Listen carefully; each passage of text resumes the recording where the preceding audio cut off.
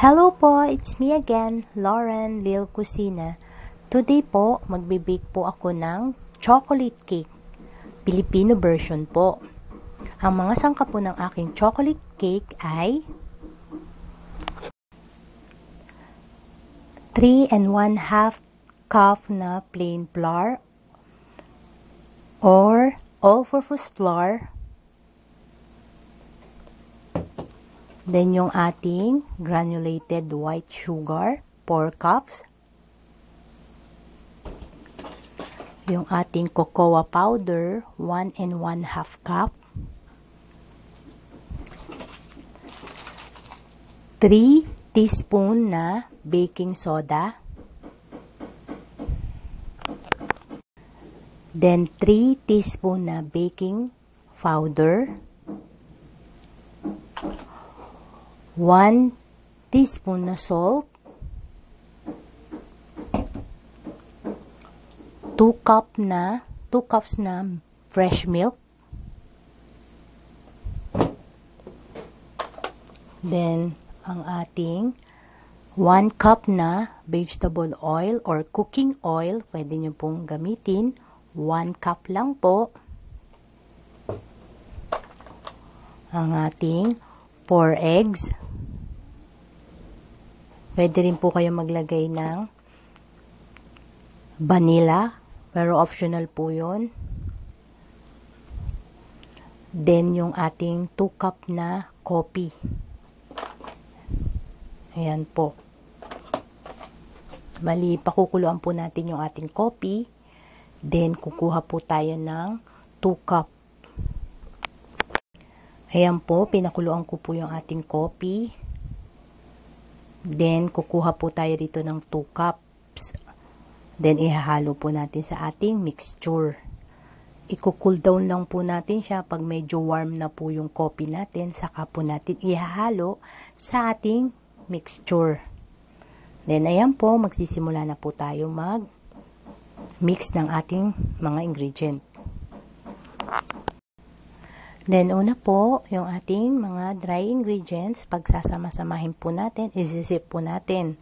So, ito pong ating plain flour, sinif ko na po siya. Then, yung the rest po, sisif din po natin. Then, nilalagay na natin yung ating cocoa powder.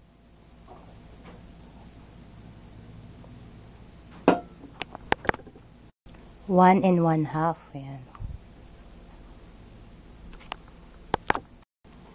Baking powder, baking soda, then yung ating salt, then yan, isip po natin, sugar,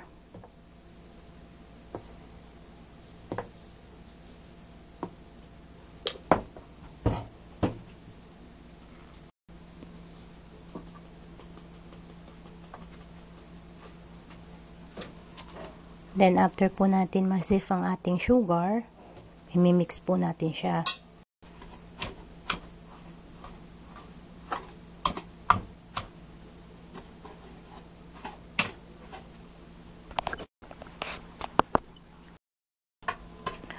After po natin na mamix yung ating dry ingredients, so, lalagay na natin yung ating egg. Yan. Ayan, isusunod natin yung ating fresh milk. Ayan ang ating fresh milk. 1 and 2.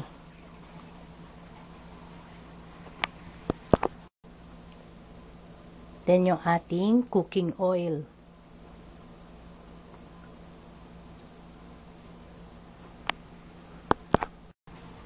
Then, medyo imimix po natin ang ating wire whisk. Ayan. Pag medyo na-mix na natin, saka tayo gagamit ng mixer. Ayan po, gagamit na po tayo ng hand mixer.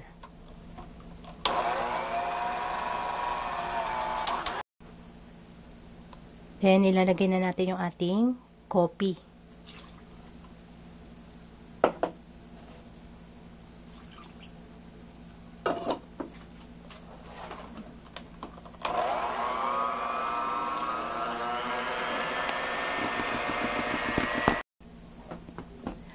Frinihit ko na po yung ating oven sa 180 degrees Celsius. Then, ibibake po natin tong ating cake in 45 to 50 minutes. So, ayan, ready na po. Ililipat lang po natin sa ating baking pan.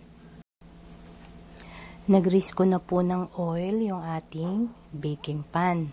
Bali, ang ginamit po natin na baking pan, ang size po ay 9 by 13. Then, ayan, naglagay po tayo ng wax paper.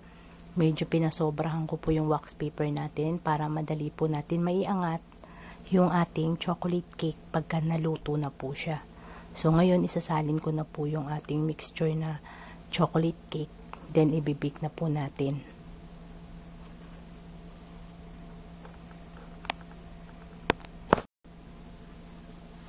Medyo itataktak lang po natin ng yan. Para medyo mawala po yung bubbles. Then, ayan, ibibake na po natin.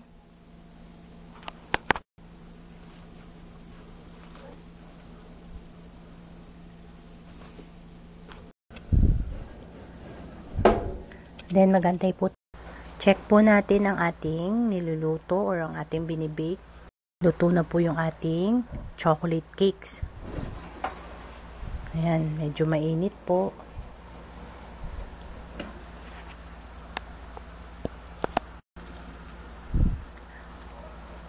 Ayan, i-cool down lang po natin ang ating chocolate cake ng 1 hour until po na lumamig po ang ating chocolate cake.